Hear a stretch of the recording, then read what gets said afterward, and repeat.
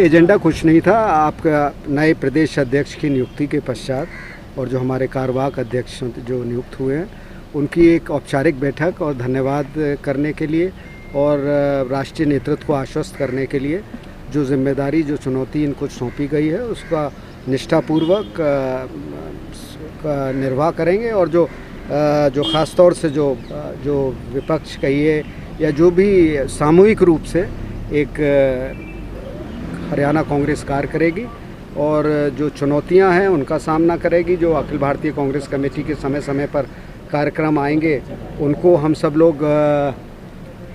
लोग क्रियान्वयन उनका करेंगे और कांग्रेस अब एक तीव्र गति से दौड़ती हुई आपको हरियाणा में दिखाई देगी। एक संगठन को लेकर के अब उसको डीआरओ हालांकि नियुक्त किए गए, तमाम जिलों में चर्चा भी रही, उसको लेकर के क्या कुछ है, कब तक उम्मीद की जाएगी, क्या उसको लेकर भी कुछ आपने बात रखी है? देखिए, अभी ये सब चीज़ें तो एक प्रक्रिया होती है, वो होता रहेगा, उसमें कोई व्यवधान नहीं होगा। सब कुछ ग्लिचेज आते हैं, वो हम लोग उसको, लेकिन कब तक, क्योंकि 7 साल बहुत जल्दी। अब देखिए, अब 7 साल की तब अब जिम्मेदारी जो हम पे मतलब जो भी रहा, अब जो है आपको दिख रहा है कांग्रेस एक, मैंने आपसे कहा कि दौड़ती हुई आपको कांग्रेस दिखाई देगी। हमारे सभी जितने नेता हैं, पूर्व मुख्यमंत्री माननीय हुड्डा जी, अभी आपने देखा फरीदाबाद की मैं जनसभा को देखा कि 48 और 49 डिग्री टेम्परेचर में एक जनसैलाब था।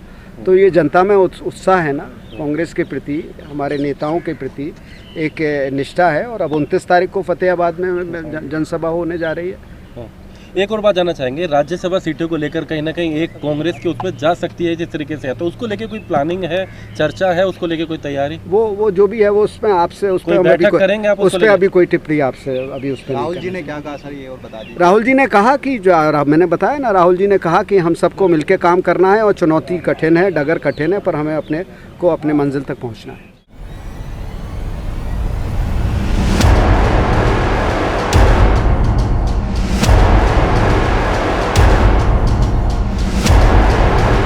देखिए, एजेंडा कुछ नहीं था। आपका नए प्रदेश अध्यक्ष की नियुक्ति के पश्चात और जो हमारे कार्यवाहक अध्यक्ष जो नियुक्त हुए हैं उनकी एक औपचारिक बैठक और धन्यवाद करने के लिए और राष्ट्रीय नेतृत्व को आश्वस्त करने के लिए जो जिम्मेदारी जो चुनौती इनको सौंपी गई है उसका निष्ठापूर्वक निर्वाह करेंगे। और जो ख़ास तौर से जो विपक्ष कहिए या जो भी सामूहिक रूप से एक हरियाणा कांग्रेस कार्य करेगी और जो चुनौतियां हैं उनका सामना करेगी। जो अखिल भारतीय कांग्रेस कमेटी के समय समय पर कार्यक्रम आएंगे उनको